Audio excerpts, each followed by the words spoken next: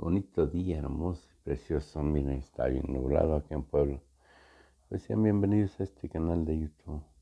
No se les olvide darnos me gusta, su like, abajo acá la campanita, piquen, escuchen, para llegar a más personas. Echando la mano, chinga. Se engacho. Alas, Esteban Durán, Vanguardia de Veracruz, presidente.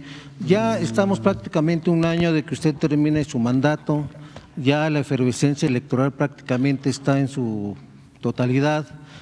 Yo quisiera preguntarle, presidente, ¿cuál es la visión que tenía cuando inició su administración y cuál es la que tiene ahorita? ¿Qué opinión ha cambiado respecto a la prensa nacional? Ya la tenemos, pero así lo veía antes como la ve ahora, presidente. ¿Qué es lo que va a dejar usted para el siguiente? ¿Le dará algunos consejos? ¿Estará usted detrás de quien gane las elecciones por parte de Morena, presidente? Y si no es así, ¿qué recomendaciones haría usted si llegara en este caso no Morena, sino otros partidos, presidente? Bueno, lo cierto es que en septiembre de este año ya va a haber un nuevo dirigente, hombre o mujer, del movimiento de transformación en México. Ya en poco tiempo. Entonces yo ya entrego la estafeta de la dirección del movimiento de transformación. Ya me dedico más tiempo, aunque también no he estado ocupado de la dirección del movimiento más que por cuestiones de carácter formal, porque pues he estado trabajando en los asuntos del gobierno para lo que me eligieron. Como viene este proceso de renovación de quién va a dirigir el movimiento hacia adelante, entonces sí, yo di mis puntos de vista, presenté un documento, me reuní con los dirigentes y estoy pendiente, pero ya en septiembre entrego y continúo como lo he hecho desde siempre, atendiendo todo lo relacionado con el gobierno, que la verdad en estos días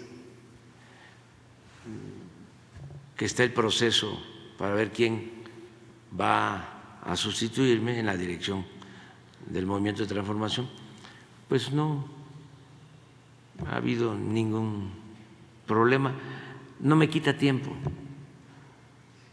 se han portado muy bien los que aspiran a ser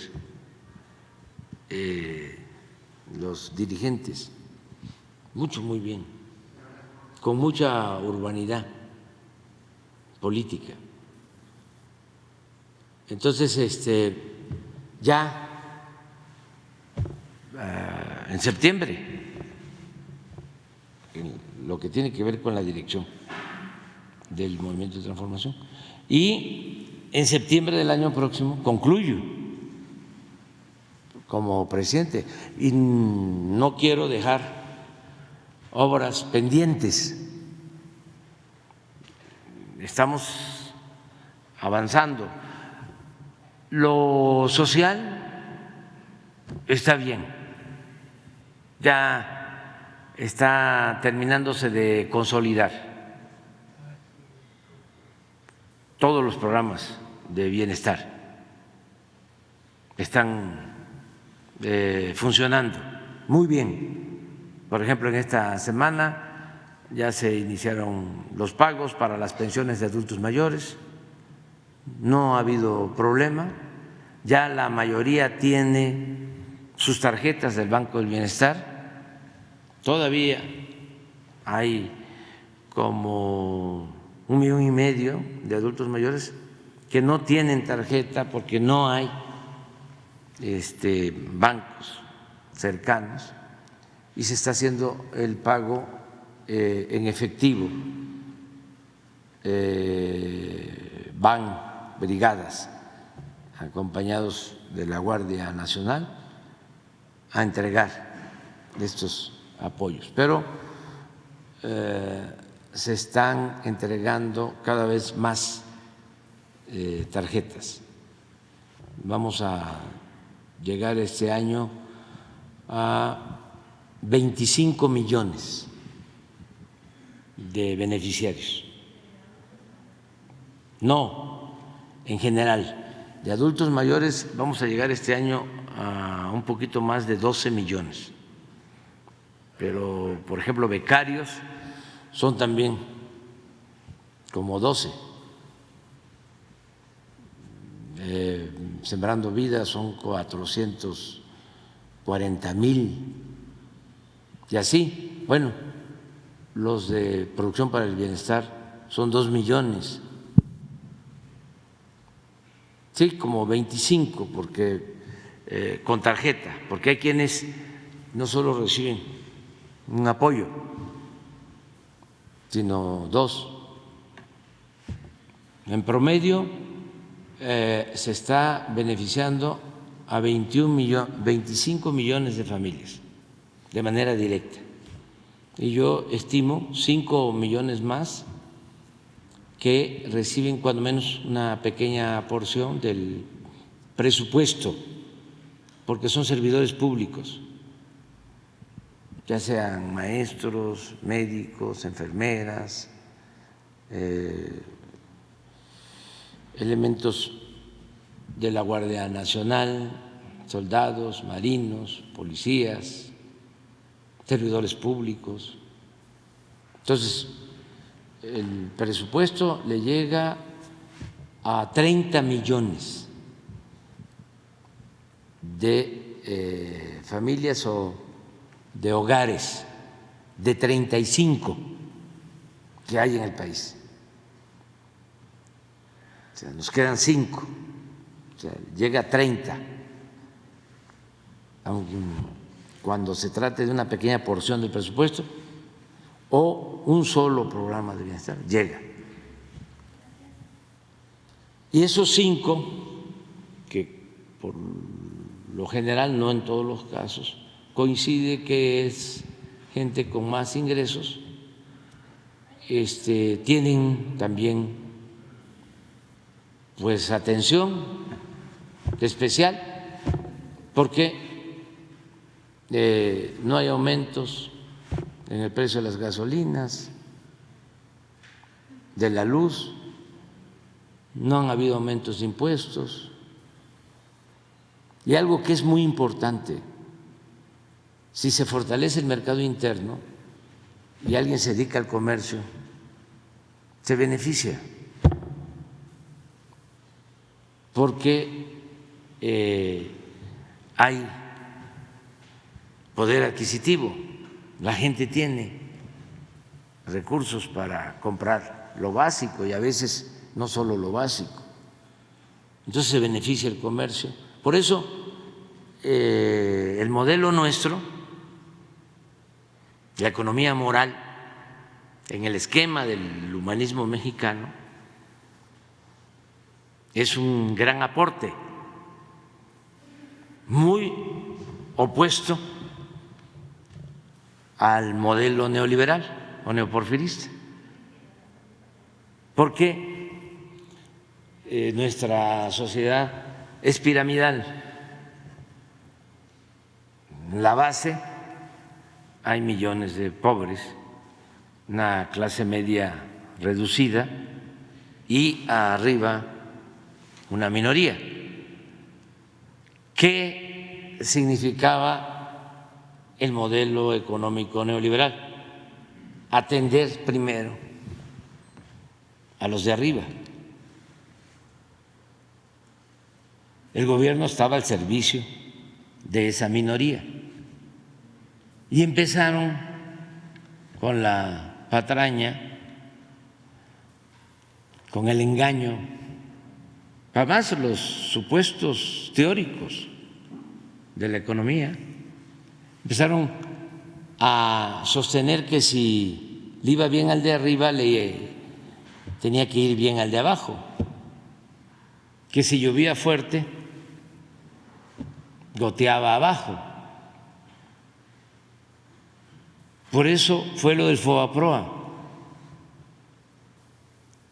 En ese pensamiento conservador, que realmente era una justificación para saquear, para robar, para atender a los potentados.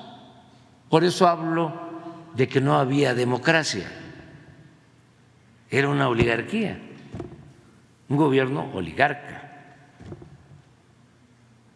Entonces, con esa concepción,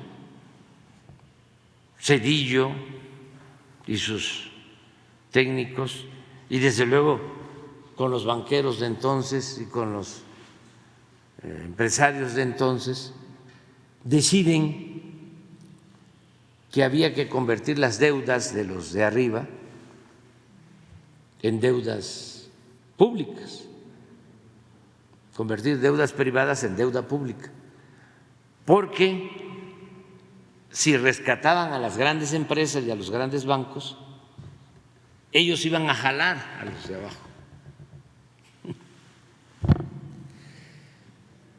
Así como se los estoy planteando.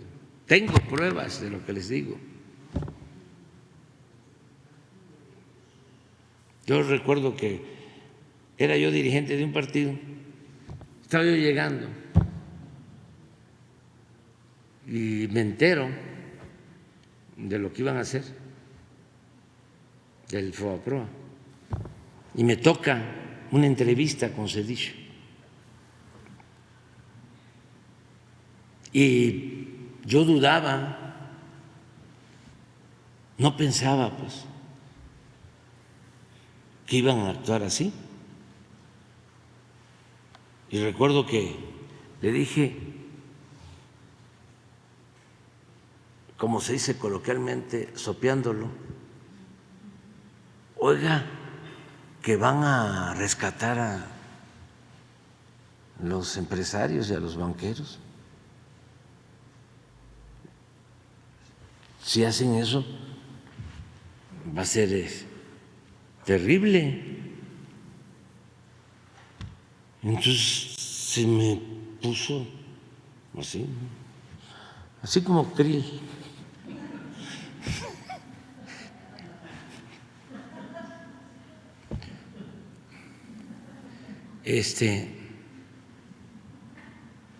¿Y qué quiere que hagamos?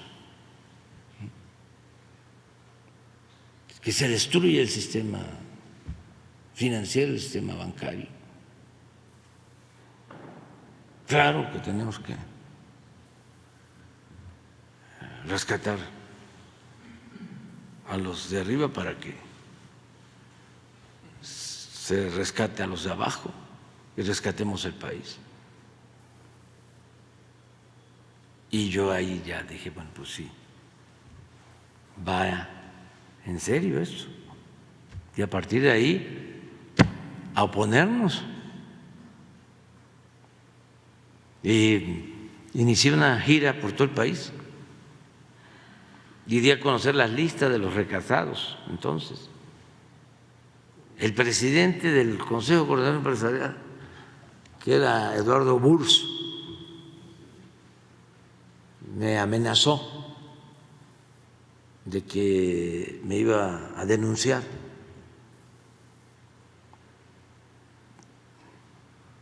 porque le estaba yo causando mucho daño a la economía del país, porque él era uno de los directivos de ese organismo, del FOBAPROA, que antes tenía otro nombre. Y viene la campaña el 2000 y Fox agarra la bandera de el rescate a los de arriba.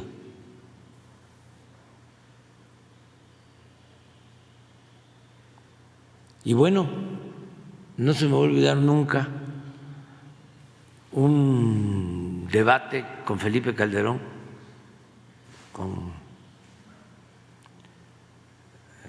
Gutiérrez Vivó, José Gutiérrez Vivó, don José, que le deseo que viva bien desde aquí, por todo lo que ha sufrido.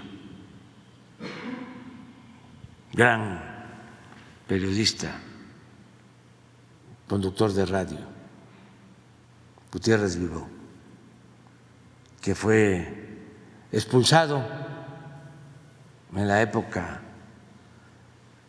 de los gobiernos conservadores,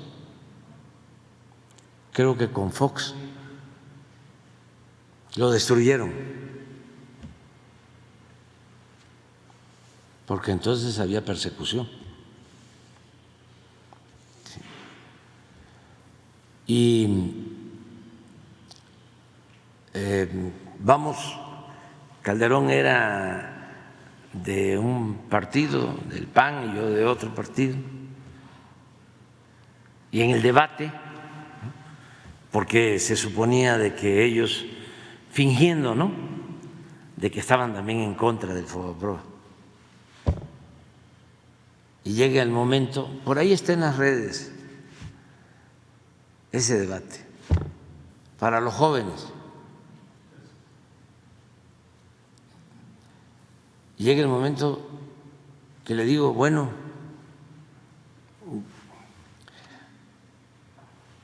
¿van a apoyar o no van a apoyar el Fobaproa? Y me dice, no. Ah, pues ya.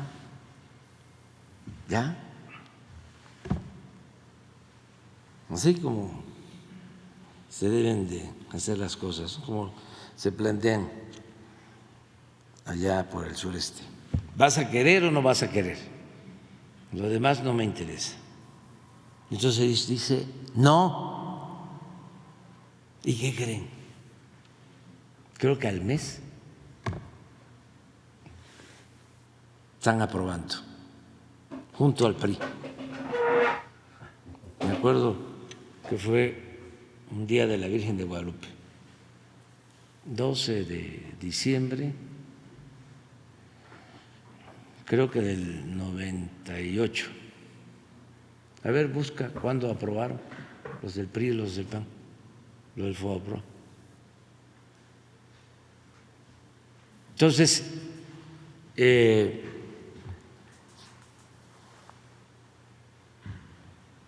vamos nosotros a mantener la misma política de apoyar de abajo hacia arriba. O sea, esa es una gran diferencia. Nosotros decidimos eso. Vamos a empezar a apoyar de abajo hacia arriba, y esto va a fortalecer el mercado interno y va a ayudar a los de arriba, como está sucediendo, porque están obteniendo utilidades lícitas comerciantes, empresarios, banqueros.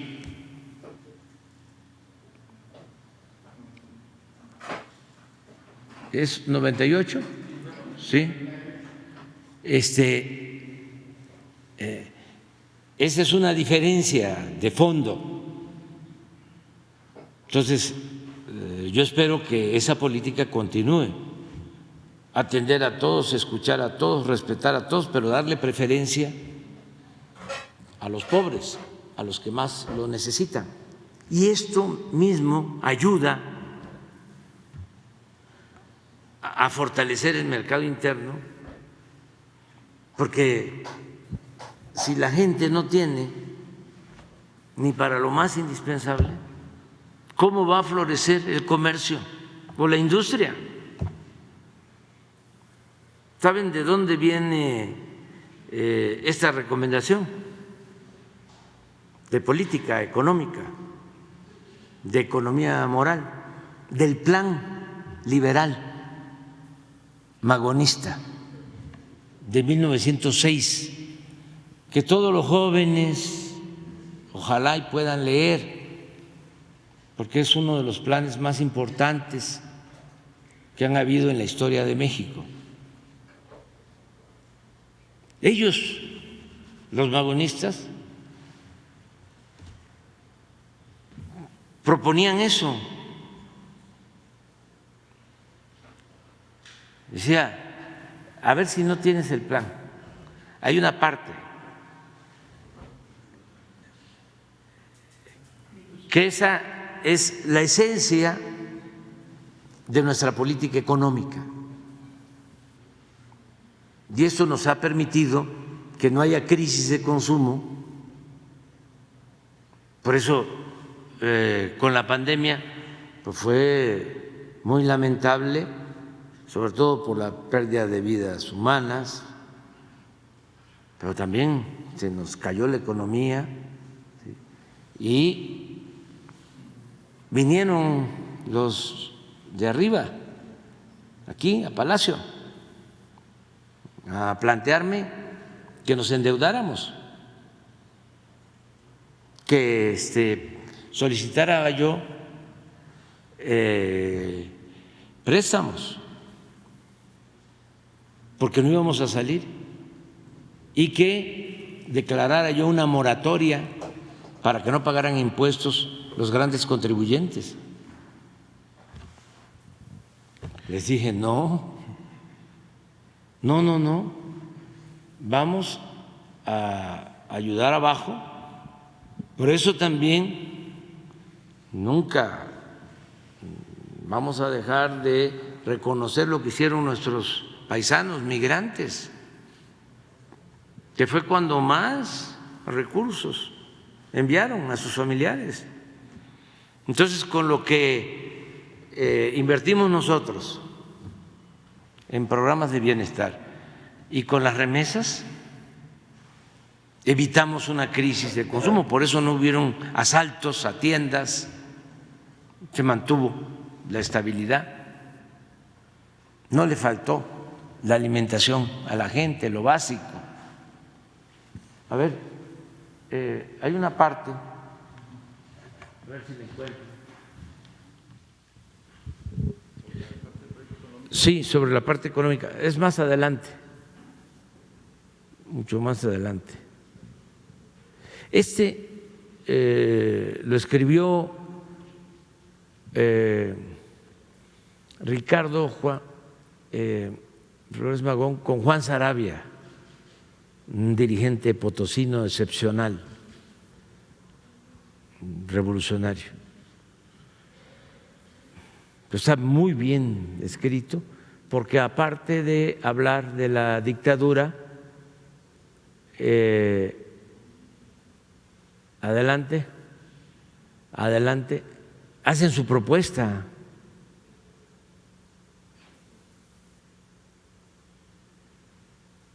A ver, adelante.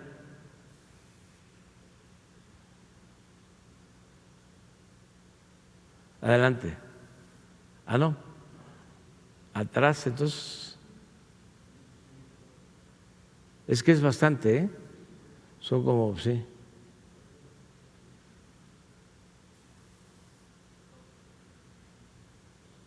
No, es que esta es como la carátula. Sí. A ver si lo tienen completo. Son varios puntos. En materia política, en materia económica, en lo social, hacen propuestas para que las cárceles se conviertan en centros de readaptación.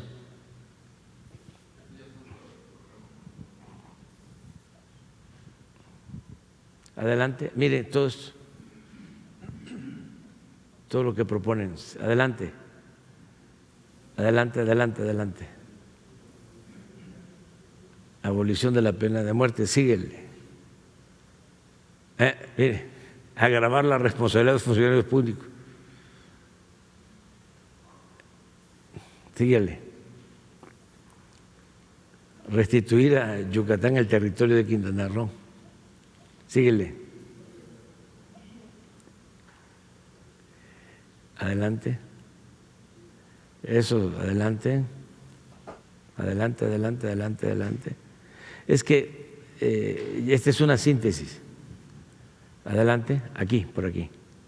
Síguele.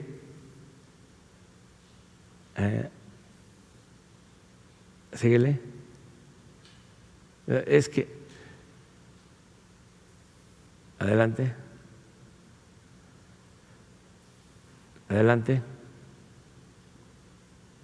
Adelante, adelante. Abolición del impuesto. Adelante. Sí.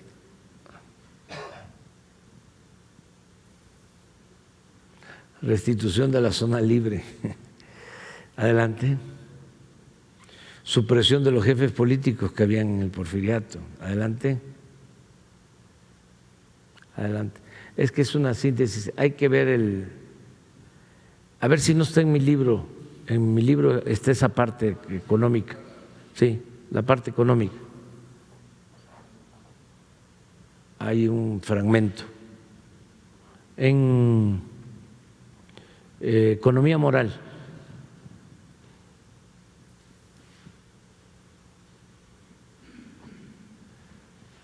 Pero bueno, continuando, ¿no? Esa es una enseñanza mayor, el que el gobierno debe promover el desarrollo y destinar inversión pública a atender las necesidades del pueblo, no utilizar el presupuesto para favorecer a minorías.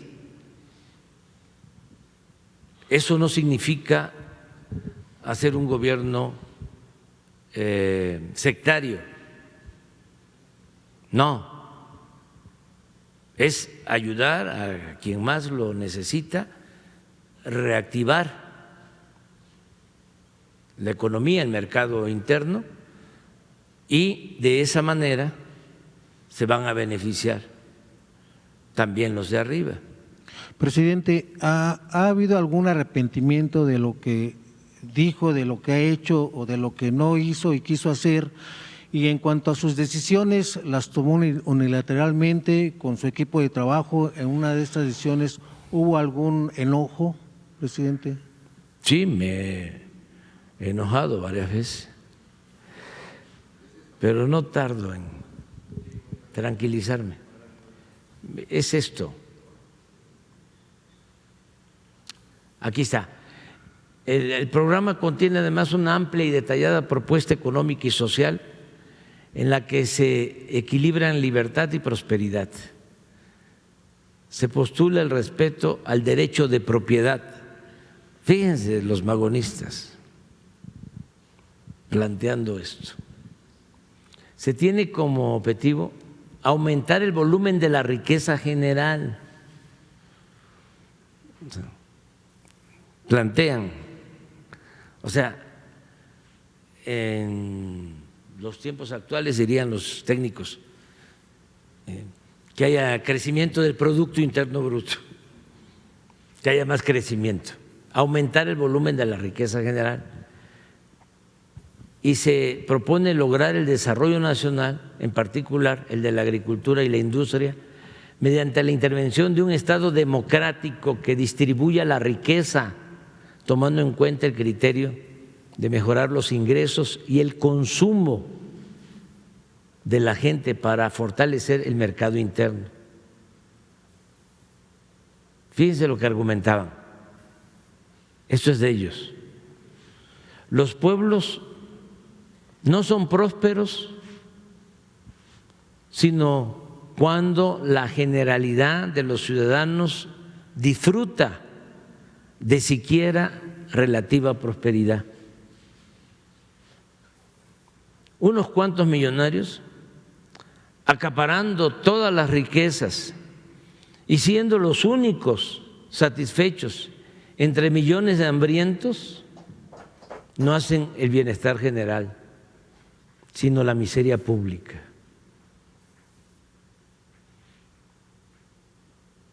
Como lo vemos en México. En cambio, ahí está la propuesta. El país donde todos los más pueden satisfacer sus necesidades será próspero, con millonarios o sin ellos. El mejoramiento de las condiciones del trabajo, por una parte, y por otra, la equitativa distribución de las tierras con las facilidades de cultivarlas y aprovecharlas sin restricciones, producirán inapreciables ventajas a la nación. No solo salvarán de la miseria, ni procurarán cierta comodidad a las clases que directamente reciben el beneficio, sino que impulsarán notablemente el desarrollo de nuestra agricultura, síguele, de nuestra industria, de todas las fuentes de la pública riqueza, hoy estancadas por la miseria general. En efecto,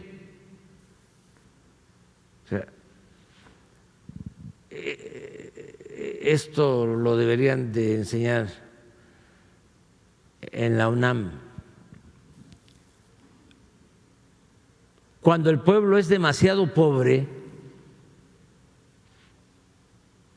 cuando sus recursos apenas le alcanzan para mal comer, consume solo artículos de primera necesidad y aún estos en pequeña escala. Cuando los millones de parias que hoy vegetan en el hambre y la desnudez coman menos mal, usen ropa y calzado y dejen de tener petate por todo ajuar, la demanda de 1000 géneros, que hoy es insignificante, aumentará en proporciones colosales, y la industria, la agricultura, el comercio, todo será materialmente empujado a desarrollarse en una escala que jamás se alcanzaría mientras subsistieran las actuales condiciones de miseria general. Esta es la lección, esta es la esencia de nuestra propuesta económica. Y esto es lo que nos ha dado resultado, porque esto ya lo pusimos en práctica. ¿Qué más me preguntas? ¿Qué queda hacia adelante? Muchas cuestiones pendientes. Estamos iniciando el proceso de transformación. Esto es un cambio. El modelo neoliberal no toma en cuenta esto. Es apoyar a los de arriba. Esto es distinto. Otro cambio significativo, el desterrar la corrupción del país. Ya hemos hablado que eso ni siquiera se mencionaba, no solo en los discursos políticos, ni en la academia. No hay investigación sobre lo que yo considero era el principal problema de México, la corrupción. Entonces, esa es otra aportación. Si no se permite la corrupción, hay presupuesto, rinde el presupuesto para atender las necesidades de la gente. Lo tercero, austeridad. No puede haber gobierno rico con pueblo pobre.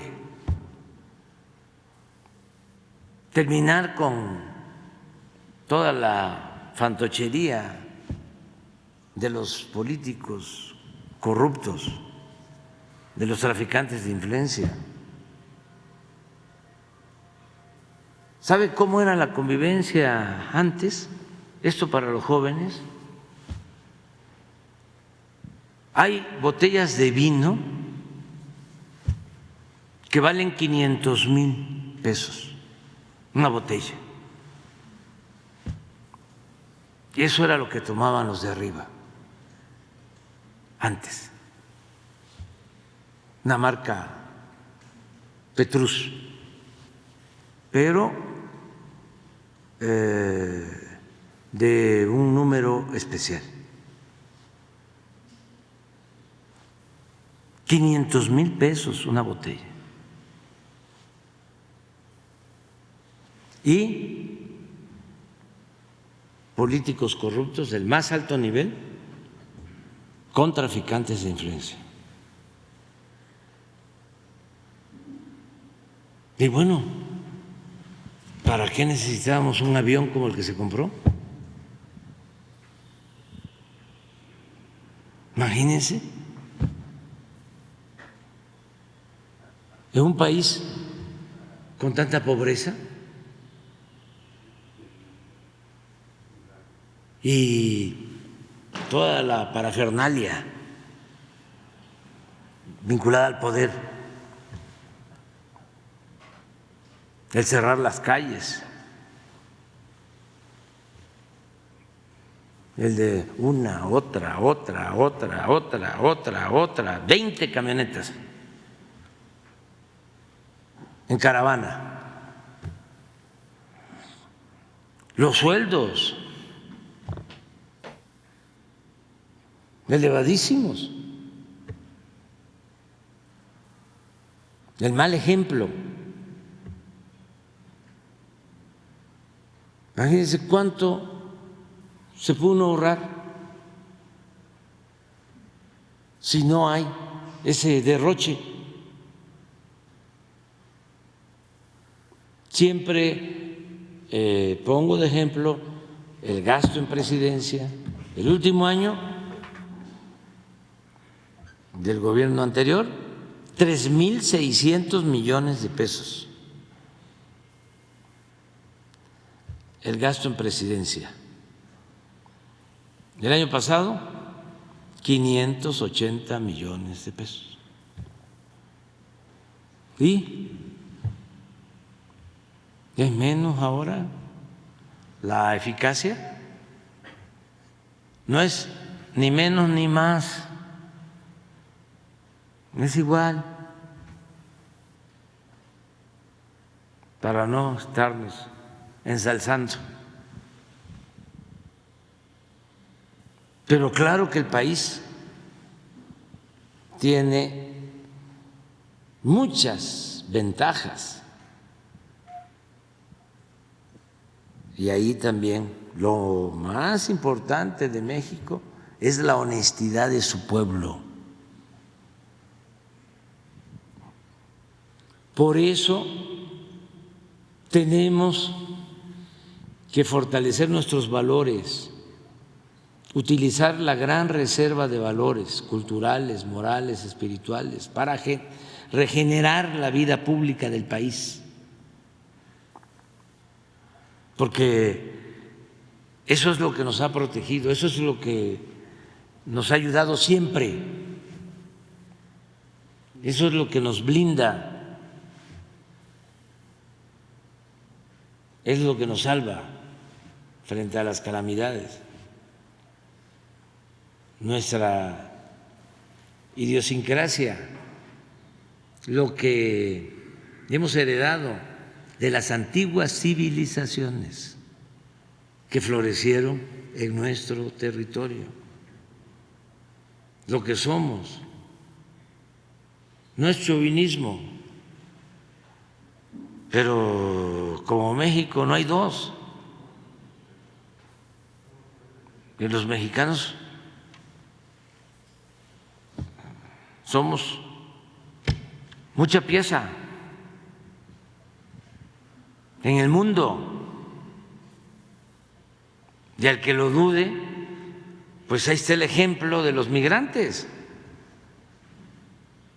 cómo se van a buscarse la vida, a trabajar honradamente, y ahora están enviando a sus familiares más de 60,000 millones de dólares. La principal fuente de ingresos del país. Si el pueblo de México fuese un pueblo flojo, indolente,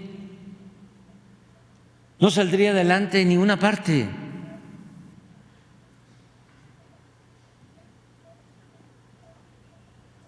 Por eso tenemos que reforzar nuestro pasado glorioso, el México profundo. Ahí está nuestra grandeza.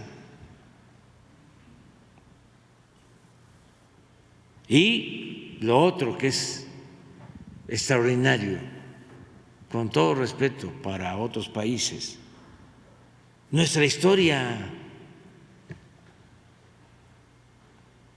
No se dan en cualquier parte los Hidalgos, los Morelos,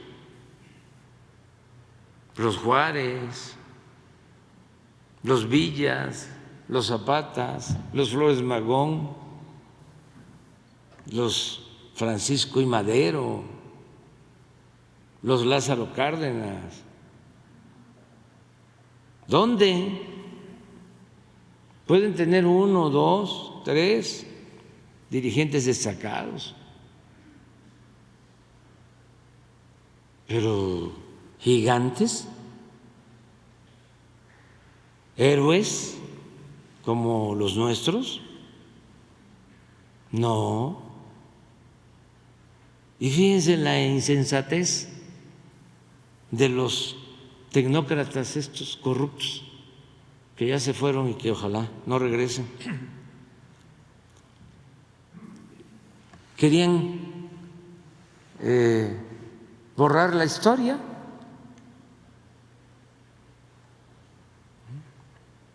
Hablaban del fin de la historia. No, ¿para qué va a estar pensando en eso? Hasta en los libros de texto disminuyeron todo lo relacionado con nuestra historia, quitaron el civismo, la ética, todo lo que tenía que ver con el humanismo.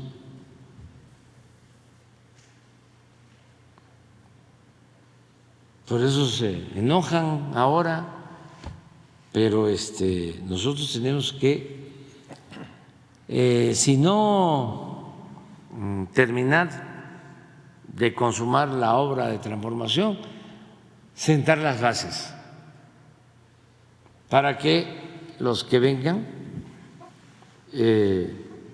concluyan esta transformación en una etapa nueva de la historia de México. Entonces eso es lo que te puedo contestar. Bien, gracias, presidente. En otro tema, el Instituto Federal de la Defensoría Pública presentó una opinión jurídica conocida como Amicus Curiae con relación al amparo solicitado por la jueza Angélica Sánchez Hernández, quien buscaba evitar su detención por las autoridades en Veracruz. Esta figura, el amicus curiae, es una figura legal que permite a terceros no involucrados directamente en el litigio ofrecer su opinión jurídica, argumentos o recomendaciones vinculantes sobre algún punto de derecho o asunto relacionado con el fin de colaborar con el tribunal en la resolución del caso. En este caso, las opiniones presentadas de esta figura resaltan presuntas omisiones y violaciones al debido proceso que habría sufrido la jueza. De hecho, el juzgado admitió esta figura, el 15º distrito en el estado de Veracruz. Presidente, ¿qué opinión le merece esto?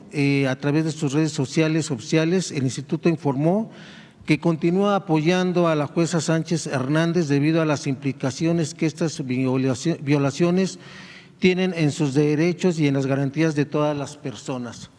Presidente, esto también, este tipo de asuntos no traería, abriría las puertas a que los jueces, que por alguna razón o apegándose, como ellos dicen, a lo que les llegaron, a las carpetas, etcétera, liberan a los delincuentes, a los presuntos delincuentes. ¿Esto no traería una persecución con esta situación que se está dando, presidente?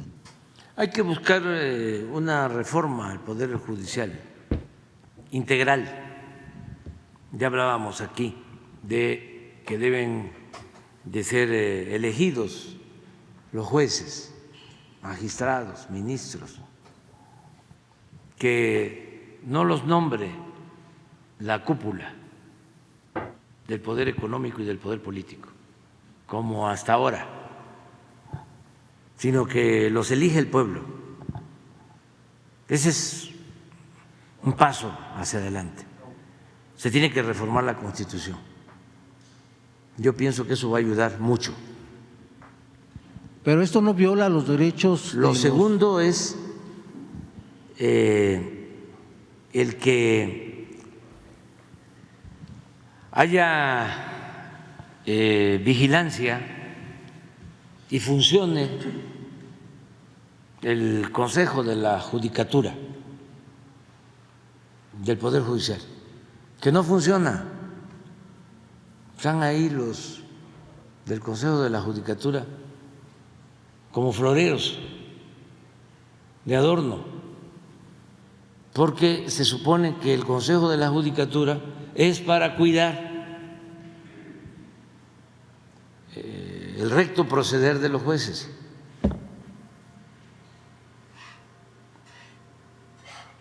Y que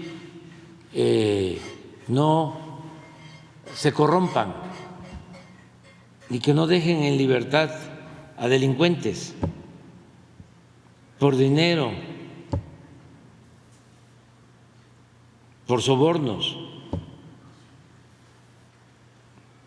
Pero a ver, díganme ustedes si conocen de un juez que esté en la cárcel, un magistrado, un ministro. Ninguno. Entonces eso tiene que cambiar. Y si un juez hace justicia y actúa con rectitud, no tiene por qué preocuparse. El que nada debe, nada teme. Pero eso que están haciendo de decirles tienen autonomía y son intocables y no se puede tocar al intocable, pues eso es corrupción, es impunidad y no se debe de permitir. Y lo tercero que tiene que incluirse en la reforma es lo de los sueldos y las prebendas, que son ofensivas.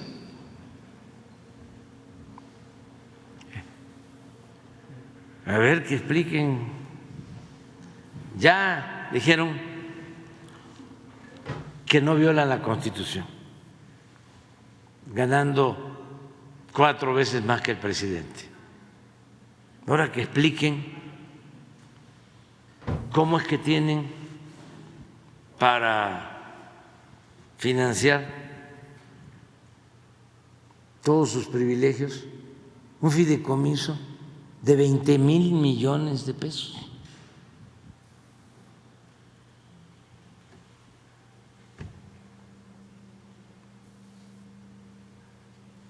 Entonces, no es el que se sientan víctimas, ¿no?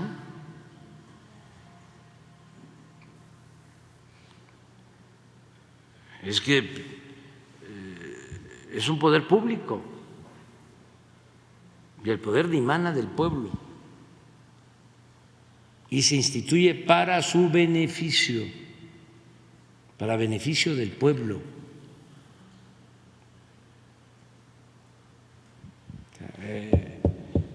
El que manda es el pueblo, nuestro amo es el pueblo, y para ellos no, para los jueces no es el pueblo el amo, no, son los de arriba y el dinero. Entonces, eso tiene que cambiar. Bien, presidente. Gracias. Finalmente, por razones del Tren Maya y los desarrollos paralelos, se estima que para el 2030 habrán llegado a vivir 2 millones más de personas ahí en la península. Esto requerirá el mismo volumen de agua que actualmente se explota y esto puede derivar en estrés hídrico y desertificación.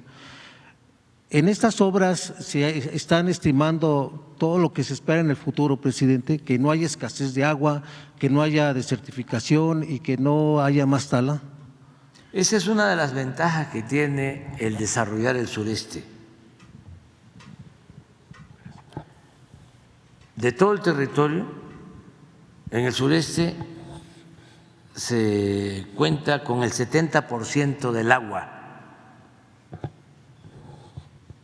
superficial y subterránea del país, 70% en el sureste del agua. Nada más, imagínense que el Tren Maya va a atravesar el Usumacinta, que es el río más grande de México.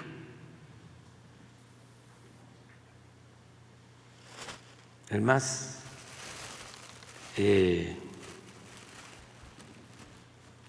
importante. Toda esa agua sale al mar porque no tiene ese río ningún control hidráulico. Todo el agua dulce al mar. Imagínense qué potencial hay de agua. ¿No pones una foto de Boca del Cerro? Ese río nace en Guatemala y corre de Guatemala hacia México, entra por Chiapas, en un tramo importante es frontera. De este lado del río Usumacinta es México, del otro lado es Guatemala, la parte de México es Chiapas. Luego ya entra solo a territorio mexicano, ya de un lado es Chiapas y del otro es Tabasco. Y de la parte limítrofe de México con Guatemala, este río hacia allá, hacia arriba, que es Guatemala,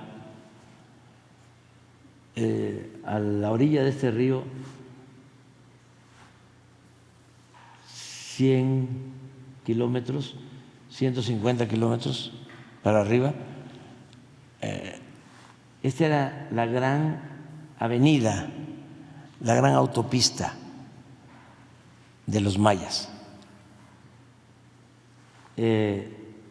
Hacia arriba, ya entrando a Guatemala, en el límite casi de Tabasco con Guatemala, está una zona arqueológica que se llama Piedras Negras, que es bellísima, pero pertenece a Guatemala.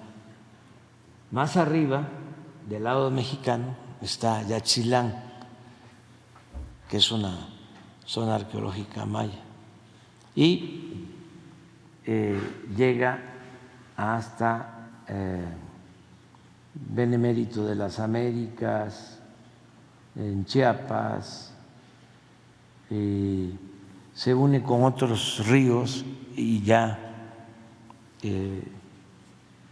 se interna a Guatemala, corre de allá para acá, y a partir de aquí ya le llaman el Bajo Usumacinta, porque ya es navegable. Arriba hay unas partes, se llaman rápidos, son como cascadas, entonces que no hacen falta fácil la navegación. Pero este río baja junto a ese puente.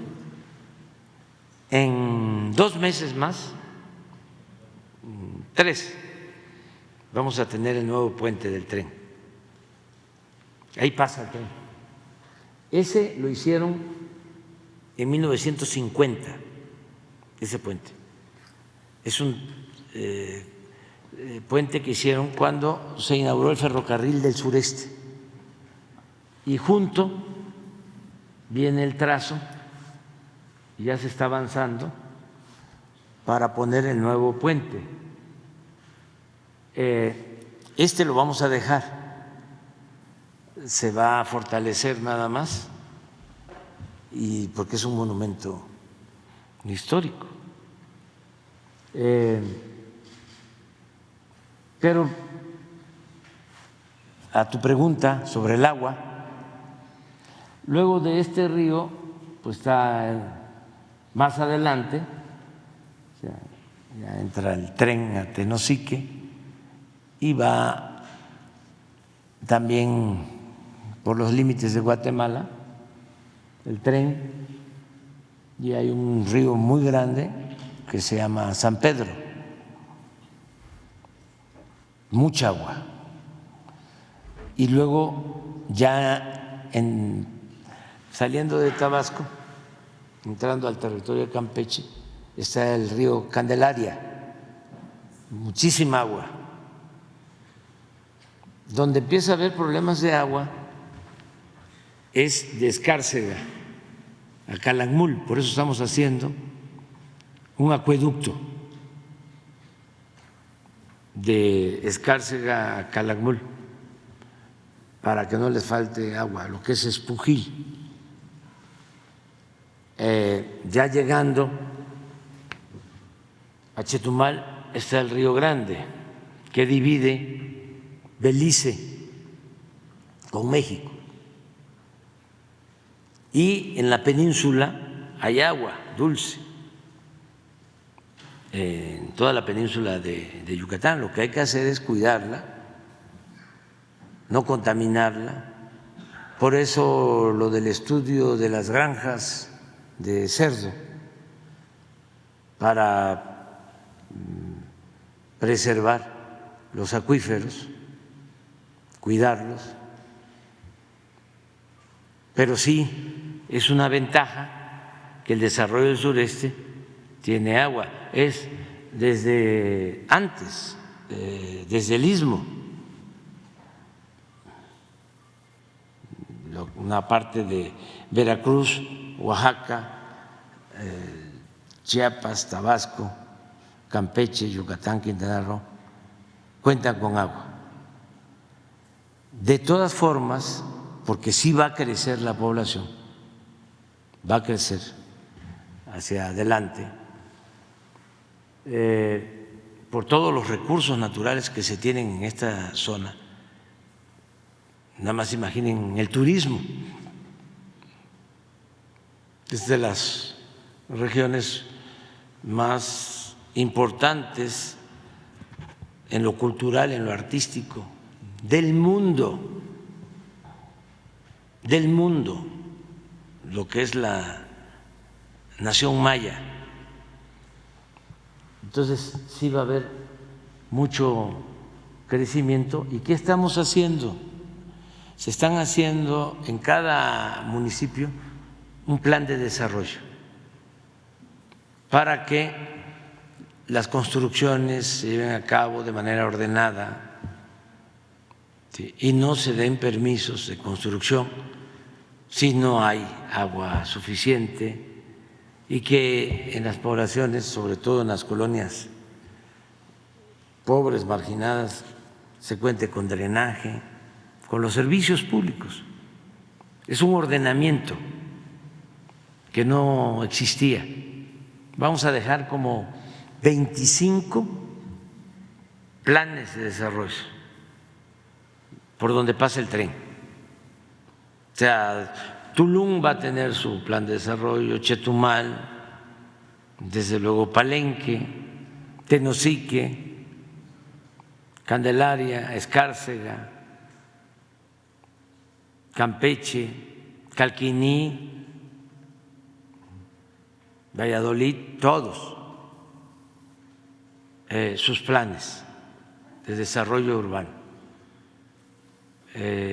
porque sí tenemos que cuidar eso. Y esa es una de las recomendaciones, porque me preguntabas qué se tiene que hacer hacia adelante o qué va a quedar pendiente o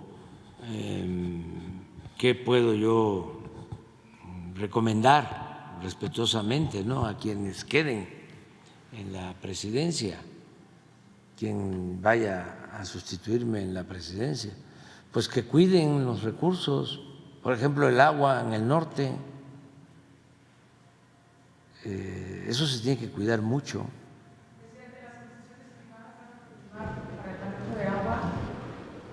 Ojalá y no, ojalá y no. Todas esas asociaciones que se hicieron, públicas, privadas, todas esas concesiones han resultado un fiasco. Pero además fueron instrumentos para robar.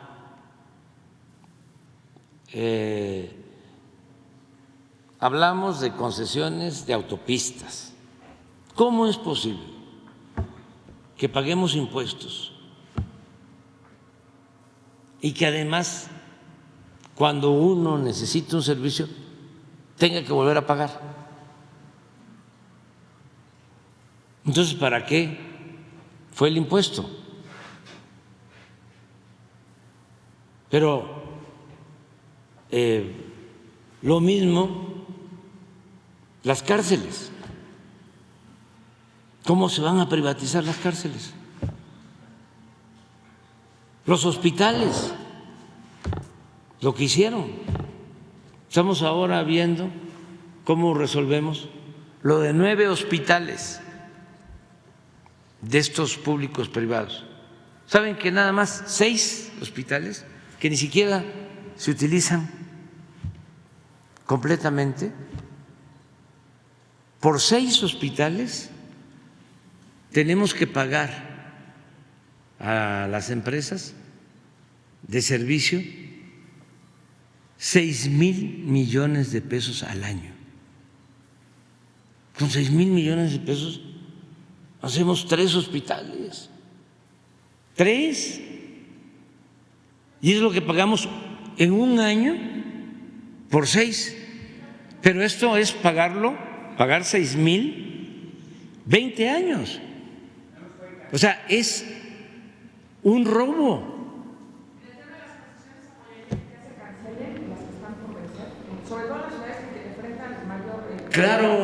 Claro, es que el caso de San Luis Potosí, por ejemplo, la concesión de agua, no cumplen ¿sí? No le dan mantenimiento al acueducto. ¿Y por qué mantener la concesión? O sea, es concesiones de agua, reclusorios, hospitales. Bueno, lo del ISSSTE, la subrogación, que las ambulancias no son del ISSSTE, es una empresa privada. Bueno, ni las camillas, los equipos, los laboratorios, todo privatizado. Estamos recuperando lo que se puede. En el caso de la industria petrolera, ya habían vendido plantas que estamos recuperando adentro de las refinerías, las plantas que se requieren para el proceso de refinación. Entonces, se vendieron las plantas, incluso de manera apresurada, porque todos estos convenios siempre se hacen en el último año. Lo otro, el mantenimiento de las carreteras, concesionado. Y año con año hay que pagar. Y hay que estar pendiente. Ahora, ¿qué opciones hay cuando uno enfrenta un problema así? Uno es cancelar el contrato y viene el pleito legal, jurídico. Con ese Poder Judicial es perderlo. Perderlo. La otra cuestión es, a ver, vamos a negociar. Antes te tenían mucho cariño, te apapachaban mucho, te serviste con la cuchara grande, ya, no se puede. Bájale, ahora sí que bájale una rayita y vamos a ahorrar. Así lo hicimos con los reclusorios, nos ahorramos 10,000 millones. Se mantuvieron los contratos, se logró que cuando se venza el contrato, el edificio pase a formar parte del gobierno, porque el contrato que habían firmado, al vencerse, quedaba el reclusorio a cargo como propiedad de la empresa, así de leoninos los contratos. Entonces logramos una disminución, una reducción en nada más en el tiempo nuestro de 10,000 millones, pero hacia adelante van a pagar menos.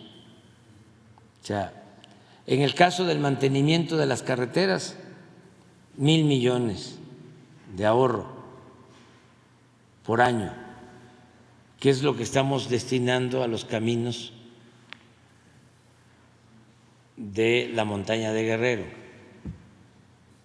esos 1,000 millones que nos ahorramos. Y lo otro que estamos haciendo también es, a ver, en el caso de los hospitales, ¿qué es lo que les vamos a plantear. Se los compramos ya. Hagamos un avalúo y te pagamos lo que cuesta el edificio y los equipos.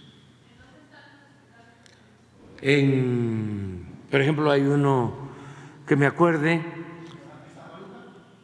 hay uno en Iztapaluca, no, el de Zumpango ese es también del mismo esquema, pero es estatal. Sí, hay que verlo, pero ese lo hicieron cuando Videgaray era secretario de Finanzas, el de Zumpango, y lo hizo la empresa esta, no, IGA. Sí, no, la de los segundos pisos fue OHL. ¿Mande? Ah, también, sí, porque sí les dieron concesiones. ¿Quiénes? Bueno, no voy a mencionar los nombres, pero son muy famosos los que tienen estos contratos y no necesariamente son constructores. No son especialistas, pero sí hay en Yucatán, hay en Iztapaluca, hay en Ciudad Victoria, hay el del ISSSTE es el Mérida, y hay uno en Tapachula del seguro, de estos 9.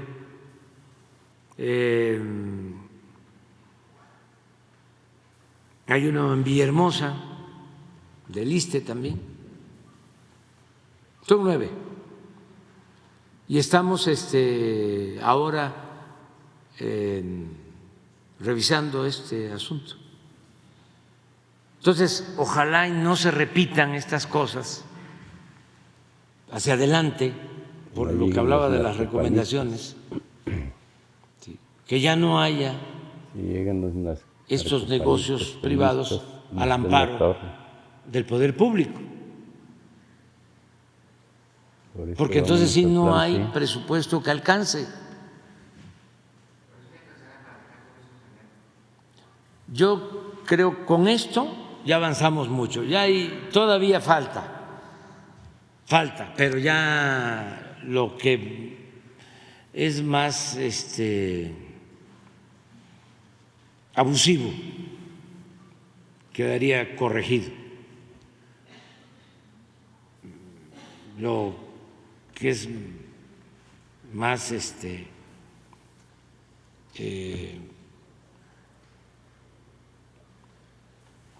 ventajoso, lo más leonino, pero hay cosas, por ejemplo, revisar las contraprestaciones de los concesionarios de aeropuertos. O sea, no nos vamos a meter, ya, es buena noticia para ellos, no nos vamos a meter, pero que mantengan en buen estado los aeropuertos y que cumplan con las contraprestaciones y que quien llegue vea si es buen negocio para la nación. El problema de Claudia para la nación, piensa siempre en eso, en conceder, porque no estamos aquí para que como las cámaras, se hagan jugosos negocios para particulares y malos negocios edificios. para la nación, para todos los mexicanos.